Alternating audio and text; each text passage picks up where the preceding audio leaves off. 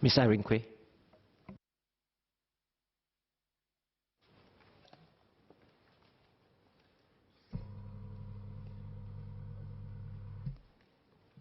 Mr. Deputy Speaker, I am in support of the Fire Safety Bill amendments, which include mandatory critical fire safety upgrades for existing buildings and tightening regulations of fire safety products and materials sold in Singapore. The Ministry of Home Affairs should be commended for their progressive and preemptive responses to install fire alarm devices or smoke detectors in short for new and existing residential premises carrying out firework from 1st June 2018. SCDF, HDB and People's Association has been working together to install smoke alarms in flats let out under the HDB public rental scheme at no additional cost to tenants. More than 50,000 households will be covered under this assistance scheme, and installation implemented in phase, prioritizing households with one member aged 60 and above.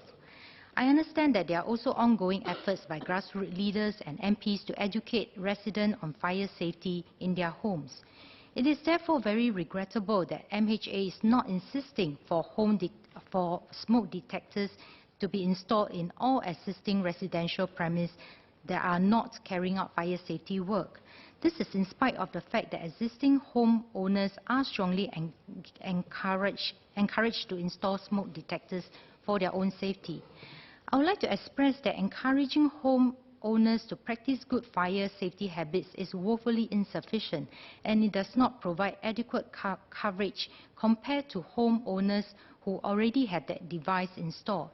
Consequently, I would like to ask MHA the reasons for the differing treatment and if there are long-term plans to make smoke detectors installation mandatory for all existing residential premises. In 2017, the President of the Fire Safety Managers Association forewarned that in many cases of home fires, there have been cases of injuries or death due to smoke inhalation, which could have happened while the occupants were asleep. A localized smoke alarm will alert residents so that they can react to a fire at an early stage. He also cautioned that voluntary take-up rates of fire alarms and extinguishers in homes has been low despite encouragement from the authorities. The fire safety expert from Fire Safety Solution Provider in Singapore clarified that often the deadliest fires are small fires that quietly smolder and cause smoke while people are sleeping or in a different room. So without an early warning provided by an alarm, people can be overcome by smoke even before the fire is discovered.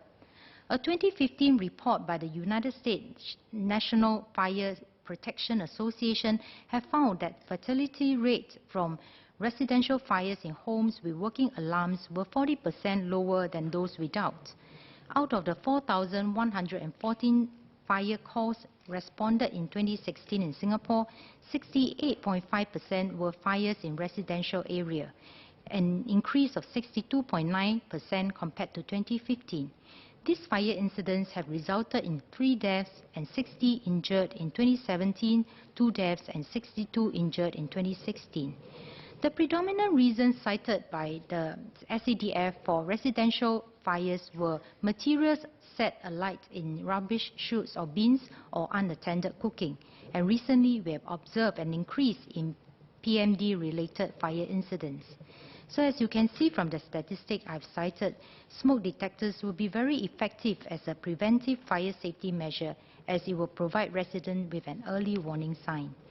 So my proposition to improve fire safety for all residential areas are twofold.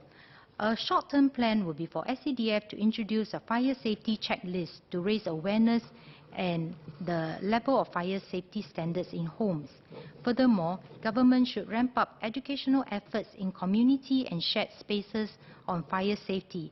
Perhaps volunteers from the neighborhood watch zone or silver generation ambassadors can be engaged to expedite efforts to encourage the take-up of fire extinguisher or smoke detectors.